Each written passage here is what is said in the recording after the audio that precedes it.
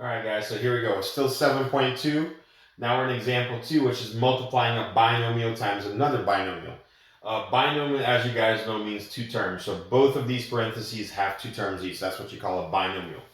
All right, so I'm going to show you guys two different methods. Which method you use is completely up to you. Let's first start by just distributing.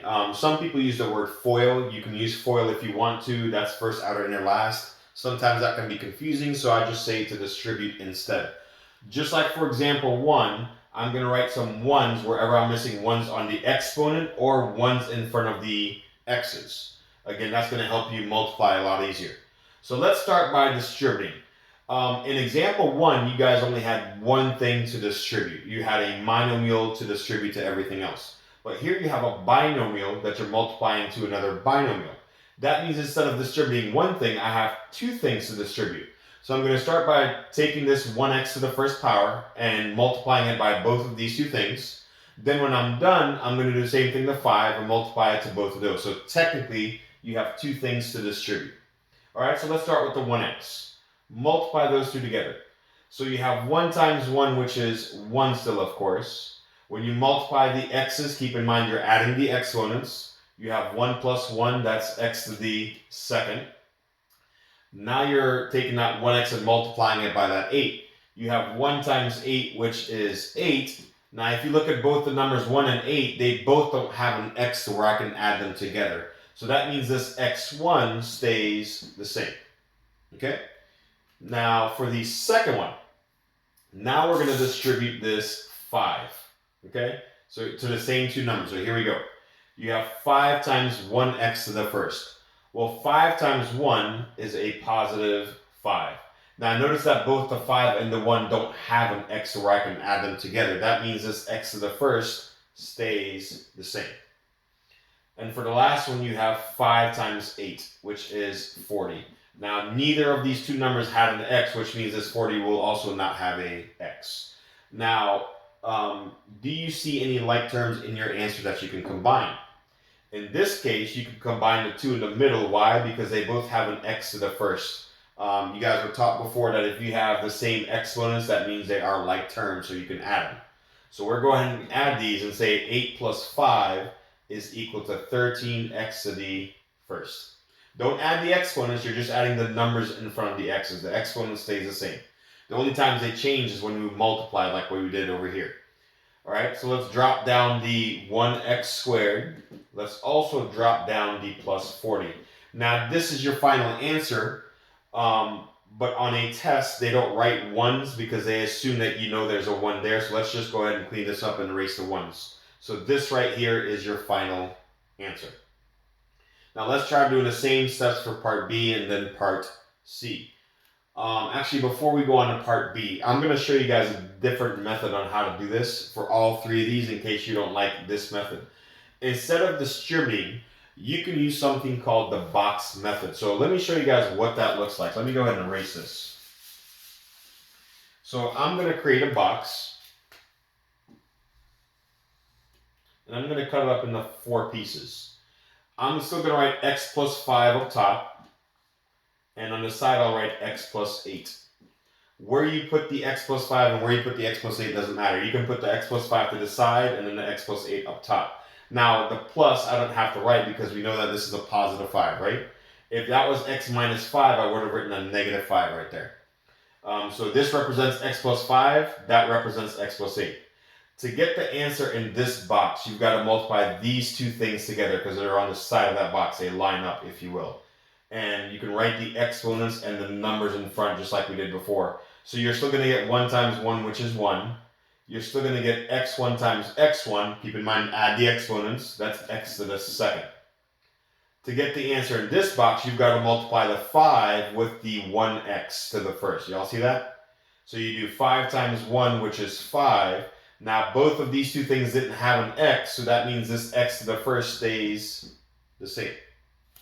To get the answer in this box, you've got to multiply these two things that line up. So we're going to multiply 1x to the first by this 8. So 1 times 8 is 8. Both of these numbers didn't have an x, so that means that x to the first stays the same. Now to get the answer in the last box, we multiply the 5 and the 8 together because they line up with that empty box. You have 5 times 8, which is 40. Now, these two things are still like terms. Why? Because they still have the same exponent. They both have an exponent of 1. So when I write my answer, I'm going to write the highest exponent first, 1x squared. Then I'm going to combine these two and say that 5 plus 8 is 13x to the first, and then plus that 40. Just like before, I'm going to clean this up because we don't write ones in our final answer unless they're a placeholder. So it produces the same answer, but some people would say that this is a little bit easier to understand. So for parts B and C, I'm going to both use the distribution method and also what I call the box method, right? So here we go on to part B. Before I begin multiplying, just like I did for part A, I'm going to write ones wherever I need it, also in front of x. And let's go ahead and start distributing this thing first. So you have 1x to the second times 1x to the first. You have 1 times 1, which is 1. You have x to the second times x to the first. Add your exponents. So you've got 2 plus 1. That's x to the third. Now for your second thing, distribute it to the 4 now. You have 1x squared times 4. Well, 1 times 4, that's 4. Now the 1 and the 4 both didn't have an x that you can add together. So that means this x squared stays the same. Okay? Now the next thing we need to distribute is this negative 3 right here. So let's distribute that to both. You've got negative 3 times 1, which is negative 3. Both of these two numbers didn't have an x. That means this x to the first stays the same. And last one, you got negative 3 times 4. That's a negative 12. Neither of these two numbers didn't have an x. That means that 12 also shouldn't have an x. Now, question is, do you guys see any like terms? I don't, because if you look at your terms, they all have different exponents. This one has an exponent of 3, this one has 2, this one has 1, this one has none. So the only time, again, that you can add like terms together is if they both have the same exponent. For example, we added this 8 and 5 together because they both had an exponent of 1. Here that doesn't happen, so believe it or not, this is your final answer. All we need to do is clean up the ones that we don't need to write. And your answer is still in what they call standard form because it still goes from the highest exponent to the lowest one. It goes 3, 2, 1, and 0. And just like I did before, I'll show you guys how to use the box method on this thing. So let me go ahead and erase that answer. And instead of using the distribution method, we'll go ahead and use what they call the box method. Again, if you find this box method to be easier, then use this method instead. Whatever makes more sense to you, right? So for let's do the x squared minus 3 first. So here I have an x squared. Now because it's a minus 3 here, I'm going to write a negative 3 to represent that minus 3. On the side, we can write this 1x to the first plus 4. So 1x to the first. And it's a positive 4, so I'm not going to write the plus because we know that 4 is a positive. Forgot my 1 over here. Now here we go. To get your answer in this box, you're going to multiply these two things together. They line up with that box. So you have 1 times 1, which is 1. X to the first times x to the second, add them up. So you've got 1 plus 2, that's 3x's. To get the answer in this box, you got to multiply those two things that line up. So you've got 1 times negative 3, that's negative 3. Both of them didn't have an x, so that means this x to the first stays the same. To get the answer in this box, we're going to multiply these two guys together, the 1x squared and the positive 4. So you have 1 times 4, which is 4. Both of these two things didn't have an x, so that means that x squared stays the same. And last one, to get the answer in this box, these two guys line up, so we'll multiply those together. You have 4 times negative 3, that's negative 12. Now, you still want your answer to be in standard form, which means highest to lowest, right? So the highest exponent I steal is still this 1x to the third. I'm just going to write x to the third. We don't need to write that 1. The next highest one is this guy right here, the second power. That's a positive 4, so I'm going to write plus 4x to the second. Next, we have this guy with a power of 1.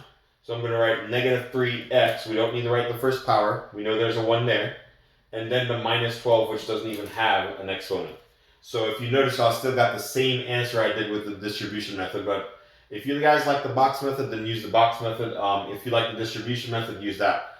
For those of you guys asking, well, how come you didn't use that for a monomial times a trinomial? I don't think the box method works really well when you have a monomial involved. You got to at least have two things or more. This would also work for a binomial times a trinomial. Okay.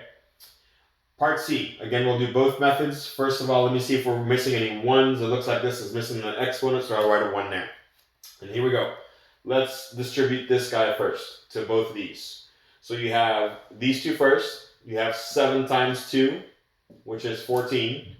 You have x cubed times x squared. Add them together. 3 plus 2, that gives you 5x's. Now distribute this guy to the next number, which is -3. You have 7 times -3, which is -21. Both of them didn't have an x, so that means this x cubed stays the same. Now we're going to do the same thing and distribute this 5. So you have 5 times 2, that gives us 10. You have x1 times x2, that gives me x3. And last one, you've got 5x to the first times -3.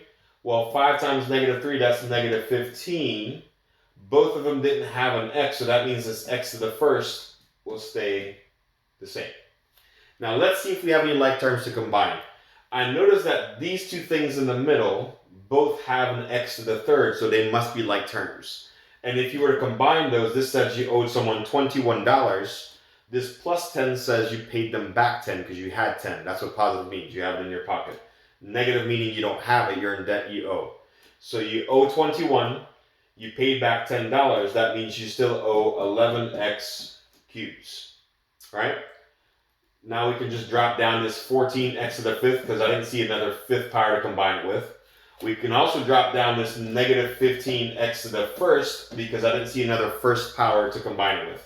And that is your final answer. None of these are like terms because they all have different exponents. The only thing you need to do to get your final answer there is erase this 1 because on a test they wouldn't write a 1, again, unless it is a placeholder. All right? And that's all there is to that one. So let's do the same, let's solve the same problem using what they call the box method. All right, so let's go ahead and clean this up real quick.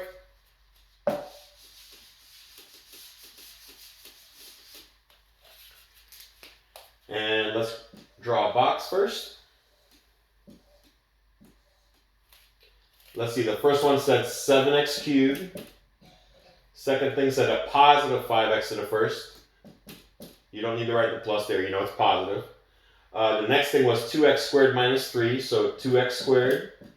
-3, so I'm going to write a -3 here to represent that -3. So here we go. To get the answer inside this box, multiply these two guys together. They line up with that box. You have 7 times 2, which is 14. Then you have x squared times x to the third. Add them together. That's x to the fifth. To get the answer inside this box, multiply these two guys. You have 2 times 5, which is 10. X to the second times x to the first, add them up. You got 2 plus 1, that's 3. To get the answer inside this box, you've got 7 times -3, that's -21. Let's write this a little more neatly. -21. And both of these didn't have an x cubed, that means that x cubed stays the same. And for the last box, we're going to multiply the 5x to the first and this -3 together. So you have 5 times -3, that's -15. X to the first plus nothing is still x to the first. They both didn't have an x, so that x to the first stays the same. Again, these two are like terms because they both have that third power. So if you combine those, that'll be, let's see, you owe $21. You pay back $10. That means you still owe 11x cubes. The fifth power didn't have another fifth to combine it with, so that stays the same. 14x to the fifth. Notice I'm writing it first because we still wanted an order from highest exponent to lowest. And this guy down here, I didn't see another first power, so that one also stays the same. I'm not going to write the 1 because, again, on a test they wouldn't write a 1. And this is what they call standard form.